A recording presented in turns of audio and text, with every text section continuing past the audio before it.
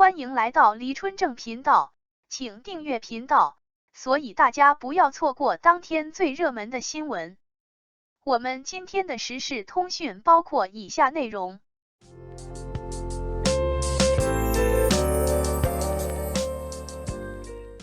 无名没有达到预期，王一博概念股股价跌幅近10%。有关无名的讨论中，王一博一直处于舆论漩涡的中心。在饭圈的一套运作机制下，流量演员是暴露在大众视野的集火点。以无名为例，梁朝伟和王一博戏份相当，但在话题曝光中，王一博所属词条曝光率远高于梁朝伟。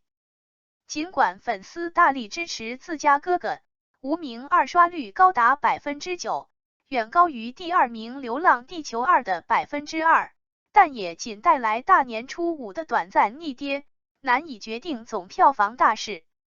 在无名无缘前3后，讨论也集中于王一博救不了无名上，而导演和其他演员隐匿于其后。依靠流量扛票房似乎成了一条不成文的规律，稍有失利便会影响其商业价值。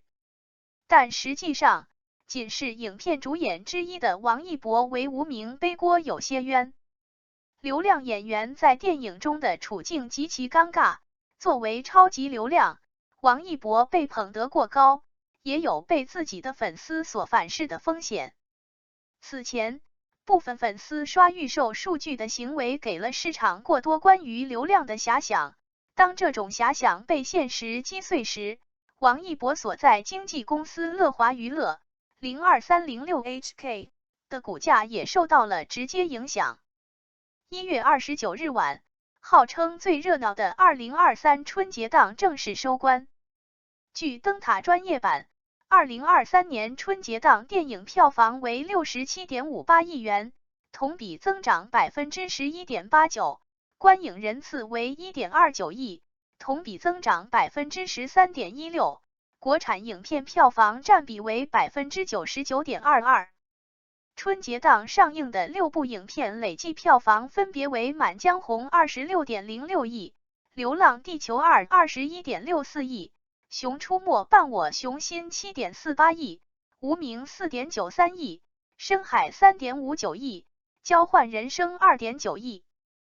不同于预售时的一骑绝尘，无名在上映首日就开始掉队，无力追赶《满江红》和《流浪地球2》，后被《熊出没》反超，无缘前3。在7部影片中，无名无疑是争议最大的一部。导演程耳的个人风格本就存在两极分化的评价，王一博的加入更是让这种争论变成了粉黑大战。无名在春节档大战中的折戟也并不意外，此前第三方媒体的票房预期也在5-8亿。尽管在宣发时自称超级商业片，无名依旧是一部城市美学的影片，独特的非线性叙事设置了一个较高的观影门槛。此前程耳的《罗曼蒂克消亡史》也仅 1.22 亿票房，犯罪分子第3个人边境风云票房小于3000万。1月26日港股开市后，乐华娱乐股价暴跌。截至1月27日收盘，乐华娱乐报收 5.03 港元，总市值缩水至 43.76 亿，上市半月不到跌幅近 10%。1月19日，乐华娱乐在港交所挂牌上市，截至当日收盘，乐华娱乐报 6.03 港元，总市值为 52.46 亿港元。乐华娱乐一度被称为是王一博概念股，过半收入来自王一博。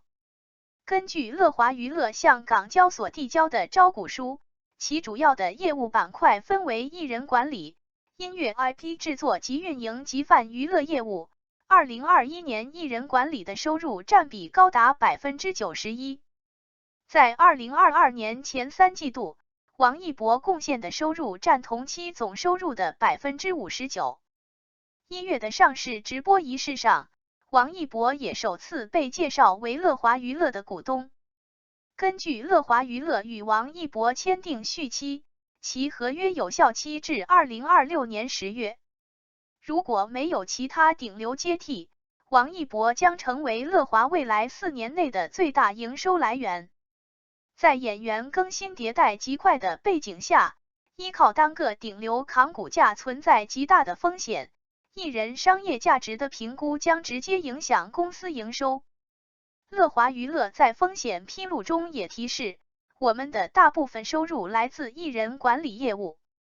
倘我们未能维持与艺人及训练生的关系，或扩大我们签约的艺人及训练生的数目，我们的业务、财务状况及经营业绩或受重大不利影响。目前王一博的待播电影还有《长空之王》、《维和防暴队》和《热烈》。《长空之王》已官宣定档2023年5一档。该片由易小星导演，王一博、胡军、周冬雨等主演。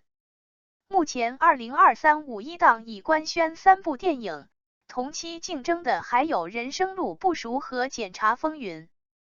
在王一博一个人养一家公司的状况下，这些影片的票房波动也将直接影响乐华娱乐的股价。